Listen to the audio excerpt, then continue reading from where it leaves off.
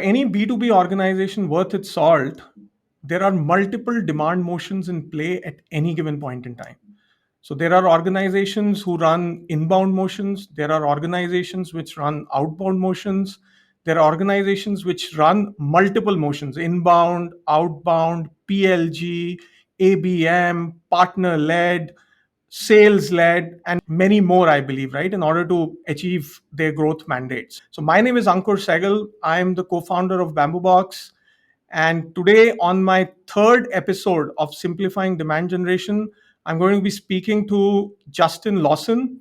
And the topic today is how to build an effective outbound engine.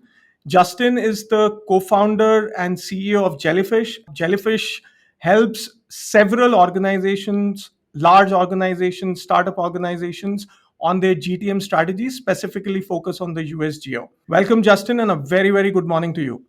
Good morning to you as well. Thanks for having me. Excited to be here. Before starting Jellyfish, I think you have been a practitioner yourself. You have held multiple sales positions in organizations like Apple. So talk me through what led you to start Jellyfish. There was a few market problems that I came across just in my experience in early stage and even later stage B2B commercialization and sales. I think there was one big problem, and it was actually talent. And so as an example, a lot of people are like, who is that first person to help me, the founder, build my go-to-market and execute it? And it's really hard to find and when I say mix of skills, I mean, it's part, early stage sales. It's part qualitative analysis. It's part value proposition design. It's part business model design. It's all of these things. And lucky for me and my co-founder, Jen Abel, we realized that that's where we got most excited. And so for us, it was, we love the searching and repeating. Let somebody else scale it. And so I think that's the focus. As you know, for us, going 0 to 1, 0 to 2, 0 to 3 million, that first big milestone often takes, multiples longer than it takes to go from, 1 or 2 million to 10 million. Right. And so I mention this only because that part of the journey is lonely, it's hard, and there's not a lot of people that specialize in it. Now, there's a lot of people that say the word go to market and very few that actually are practitioners within it. And so that's sort of, the reason for starting Jellyfish with Jen, and happy to take you on a little bit of that journey more specifically, but that's sort of where it started. As far as I know, Justin, you guys have been helping hundreds of organizations over the last 5 years, specifically built their first few customers in the US geography, right? Yeah. So in your experience working with so many founders, so many startups, what are the typical blind spots which people have when they start thinking about building a US GTM? And I'm specifically talking about companies who come from outside. I'm not talking about companies who are in US, but companies who want to win in US but are outside of US. So what are the typical blind spots which you guys have seen over the last so many years? I think the first big one is they believe their value proposition and their current sales strategy maps to the United States. It's a very, very costly mistake to believe that, both time, money, and also internal confusion, right? You make that bet, it doesn't work. Everyone's like, well, what's happening? Why isn't this working the same way? And, that can be, your demand gen strategies, your inbound's not working, your outbound's not working, all the way through the funnel. So I think the first one is you need to discover what is different, because it might be a lot. I think the second one is that founders delegate this work way too soon. And I say that not because founders shouldn't delegate work, they absolutely should. But in the early stages, the founders are the only ones that are going to be able to make some of the decisions that it requires to do this well, right? Some of the learning you don't want to get secondhand. You need to be in the room. It also impacts who they should be hiring. What kind of sales or service motion should you actually have? How do you need to further develop your technology? Like, all of these things are critical, even just to knowing who to hire on the commercial side. I think a third one is a lot of people, when they're coming to the US, they get their advice or perspective from people who aren't their target customers in the US. Don't ask your VCs. Don't ask your advisors. Don't ask people you know. Go talk to complete strangers that fit your ICP, your ideal customer profile, and see what they think. That's hard too. You're talking outbound, getting meetings with people you don't know, but it's a great motion just to, start to go through that exercise. founders live in the solution space and they need to live in the problem space, right? We've worked with hundreds of founders. And when we ask them what unmet needs they solve, they typically just answer in a version of that, which is like their solution. Well, Justin, Mhm. the problem we solve is people making data-driven decisions about X. Okay, well, the problem is actually what they can't answer, less that they need data-driven decisions, right? And so I think getting into that sort of problem mindset and forcing yourself to not talk about yourself, your product, your solution that's where the insights live when you build a go-to-market. Yeah, I think the last piece is probably just an outcome of all of those. We don't really understand who our best customer is, so we spray and pray. In that process, you likely sort of burn your market very, very quickly. And then you throw your hands up in the air. You're like, well, why don't we have leads? Why don't we have deals? I just reached out to 2,000 Mm. people, and that's a really dangerous place to be. I think for us, we almost think about it as like, what are the next best 200 people we could reach out to? I mean, we're going that tight. Let's just start there. What is the next best 200 people? Let's put names in boxes. What did we learn? Okay, what's the next 200 people? Or what's the next 500 people? Right. And so again, I think there's a lot in there, but I think getting really specific, getting narrow, staying in the problem space, not dishing off to someone else too early, and surely not making the assumption that your business will map perfectly to the US is those are a few things that definitely come to So, mind. so I think if I were to summarize this in one statement, what you just mentioned is that even if you are a pretty well established organization in any other part of the world, you have to discover your PMF, right?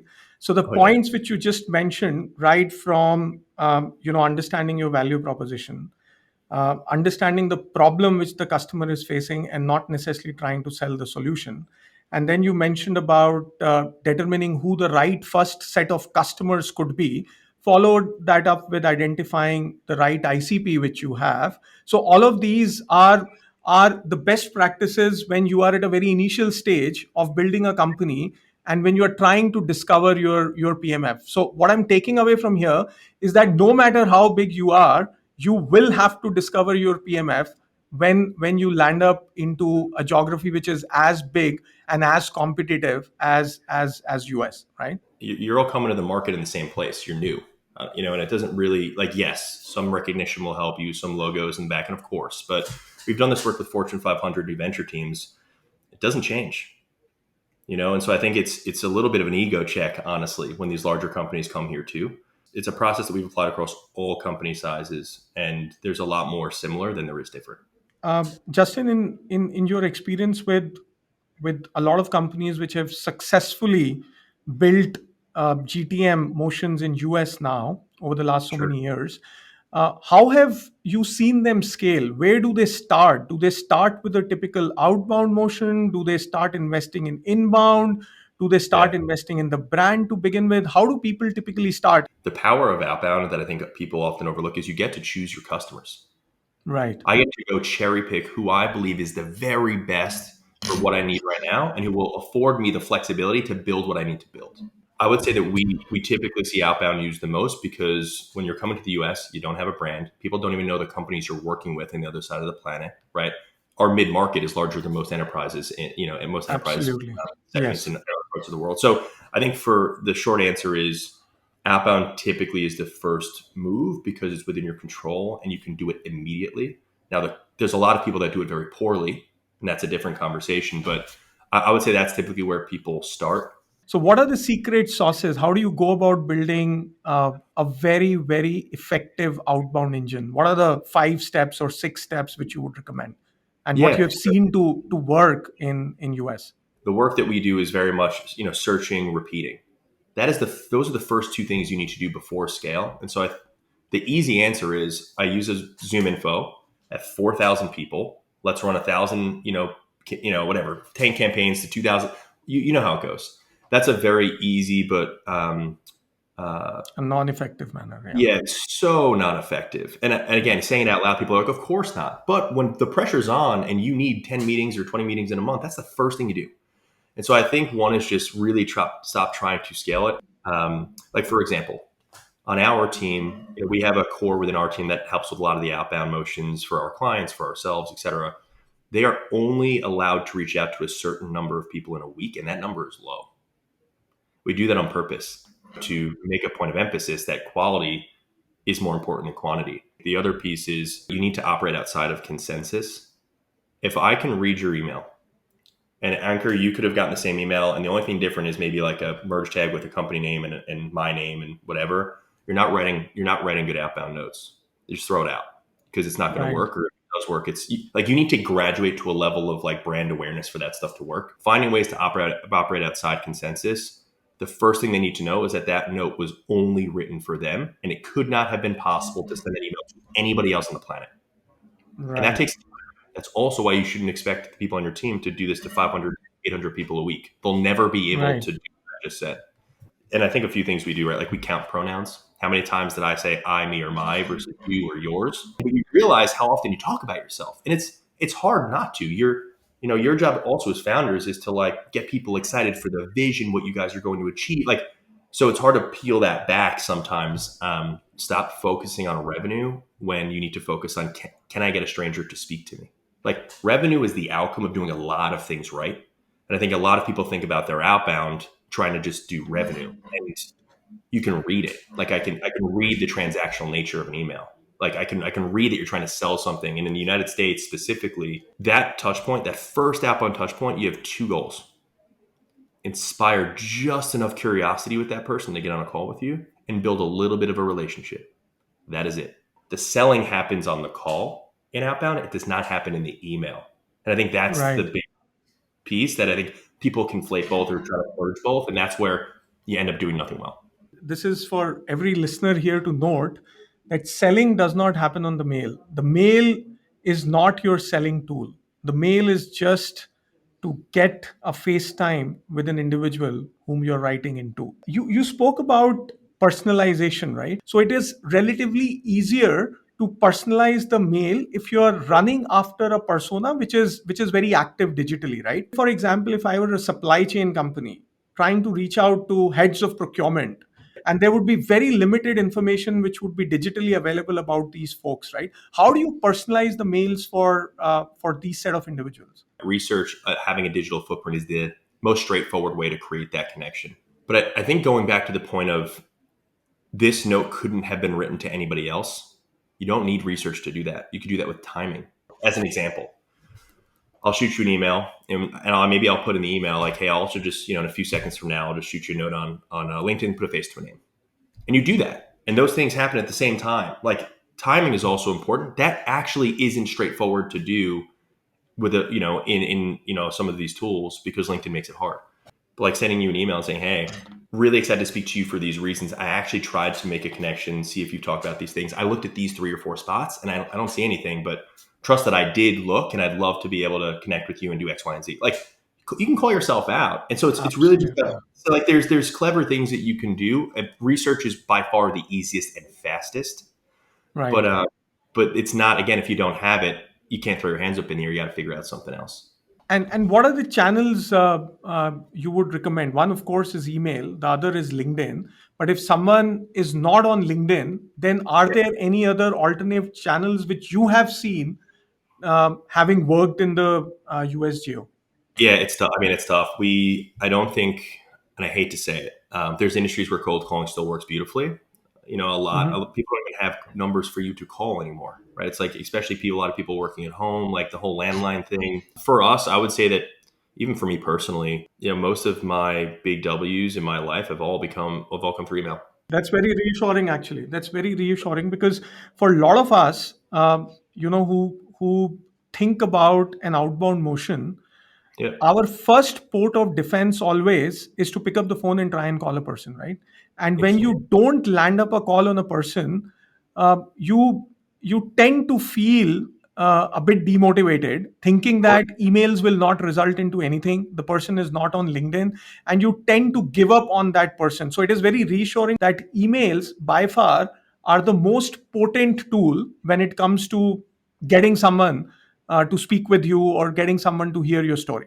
And you can all think back to the candidates that tried to apply for a role you were hiring for now or in the past. Who wins? It's not the people who just go on like the job board and apply. It's the people that do that, but then also send a note to the CEO and saying, "Hey, here's really why this interests me. Here is why like that's the kind of feeling you want to feel as a prospect of like, oh, you've earned it. I never respond to these types of emails, but I'm more than willing to speak with you. We probably get a few of those every single week, which tells me that we're doing the right things. I just missed asking you one question. You mentioned several times around the ICP, right? Sure. Choosing those 200 accounts which you want Yeah. to run after, right? Yeah. Help me understand, at what level of granularity do you need to define this when you start thinking about the outbound motion? There is no yes, no. It's not 0, 1. It's not this is the right answer. This is the wrong answer. It really is more like almost like a pinwheel, and there's different risk. It's like, okay, I'm going to welcome more risk in the industry because I'm going to go agnostic, and I can't go to a bunch of different positions because I'm already wide on the industries. And so you sort of have to pick the parameters that you're using and try to find what sweet spot is right. So if I were to be overly specific here, I'd probably look for 500 people. How do I get 500 names in boxes where I would personally be excited to speak with every single one of these people? Period. Like, that's the outcome you're looking for. How you get there changes by industry, by vertical, by what information you have about people.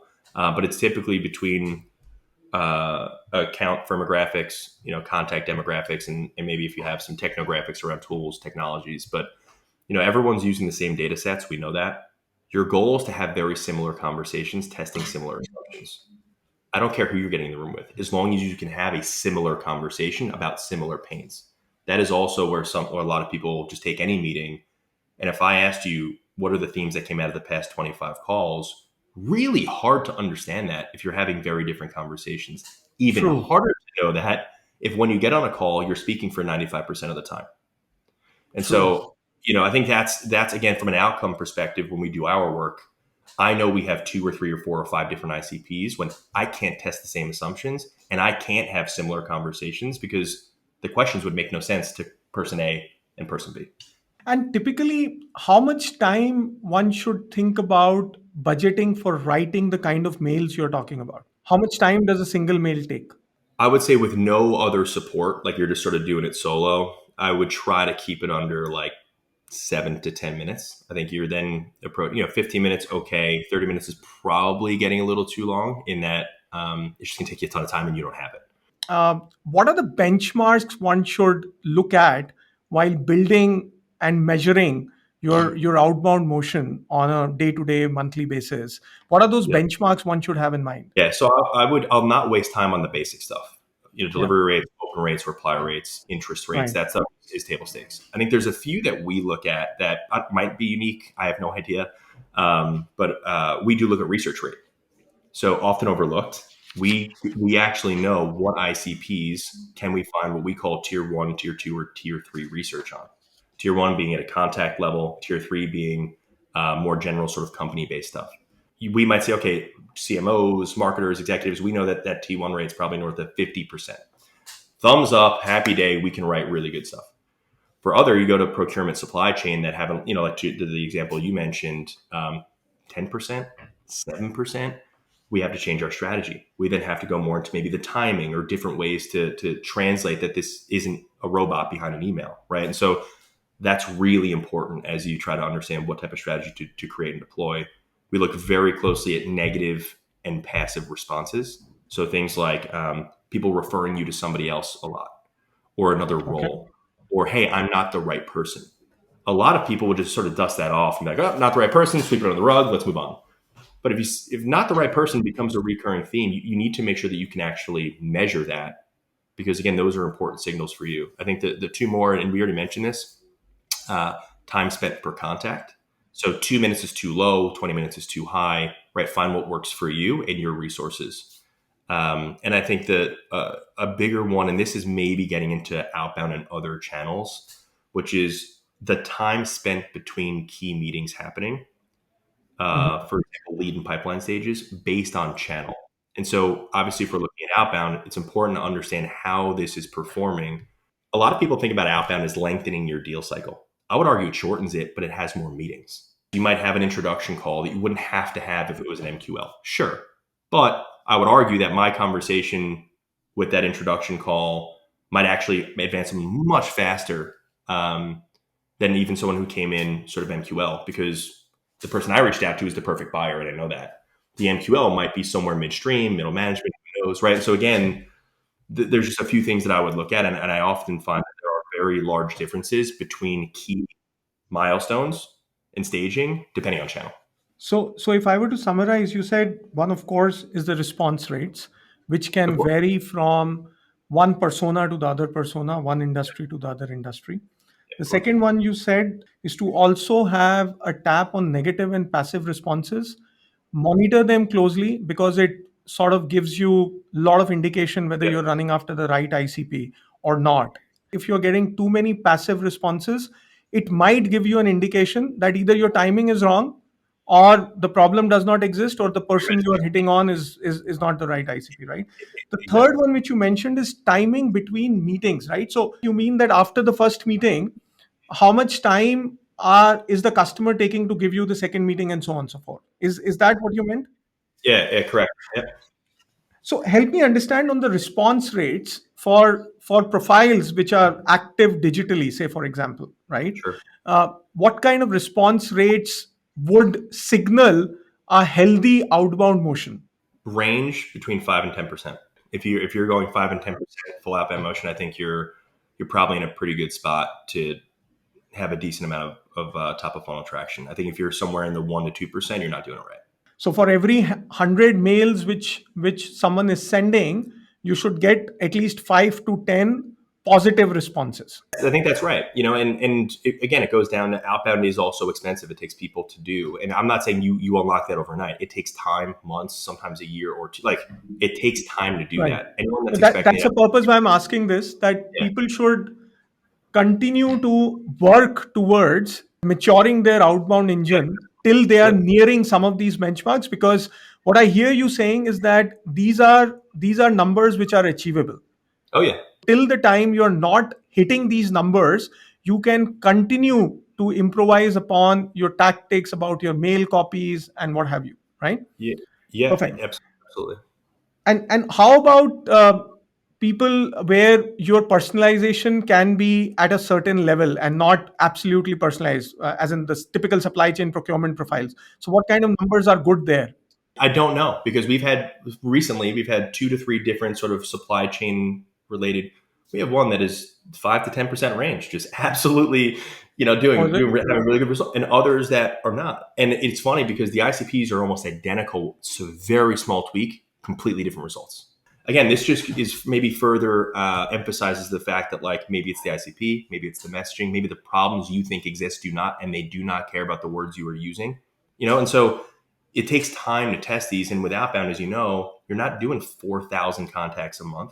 So it does take a little bit of time to get the learnings, right? To Got get it. that directional insight. And so you're not getting statistical significance in 4 days. This is slightly for companies which have reached a bit of a maturity and are running multiple demand motions. As I said earlier, inbound, a PLG, a partner led, an ABM, and so on and so forth, right?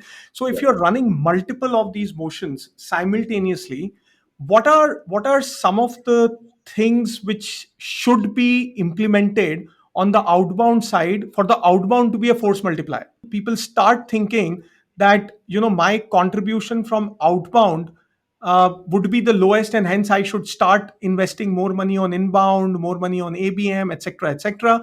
So, what are some of the pieces which people should keep in mind for this outbound engine to be a force multiplier and run in parallel, along with several other motions which you might run to meet your objectives? Because this is not an easy problem to solve, for outbound or any channel. I think sort of coexisting in the early stages, quite often you have different people running on sort of different lead sources, right? Your head up, the salesperson isn't necessarily doing the product led stuff, or maybe that's go to the product person. You have your marketer working on your, ABM maybe. So I guess the point I'm trying to make is the goal is to penetrate an account. How do we sit down and look at our account and say, okay, well, I think outbound should live here because we have the highest likelihood of success at the executive and VP level with outbound. Okay, let's carve that out. We know that there's probably some overlap in VPs, but VPs, directors, heads, managers, okay, we think that's better for this. Or maybe that's your ABM or what have you, right? And so who is within these organizations that we can ultimately sell to? Because again, and this, a lot of these products do have a user buyer, right? They do have the person that they could sell to. That's the one user person. Outbound shouldn't be focused there. Outbound should be focused on the person who could buy 100 users. And so I do think that the ICP, changes based on all of these channels, based on the tools and resources each of these functions have behind it. And so, I think the first piece is just getting complete alignment there. There's another problem that happens is, can you actually measure all of these things well and together? Which is just, it's a challenge. I actually think if you're doing everything I just said, you won't have to convince anybody. We've had marketers look at us and be like, how are you doing this? You have a higher meeting rate than MQL somehow. Obviously our velocity is lower, but like, you do these things well. I actually don't think you're going to need to prove that this channel deserves to exist. I think you'll build the mechanisms behind it to sort of grow and to eventually scale it. So a lot of companies are not, they're doing 2 or 3 or 4, and 2 of those are at a different level of maturity than the other 2. And so, it's a tough problem. And maybe the mistake would be to think that they're not. Right. So again, I don't know if that's the answer you were looking for, but it's it's a tough one. No. I think makes a lot of sense. Everyone who will be viewing this and listening to this podcast will have tons of to-do list as they start thinking about the US geography, as they start thinking about building an outbound motion. On that note, Justin, thank you so much. There are tons and tons of takeaways for everyone who's listening into this. And ladies and gentlemen, this was episode 3 of Simplifying Demand Generation with Justin Lawson. Thank you very much. Stay tuned in for many more of such insightful conversations with demand generation leaders all across the globe. Thank you so much.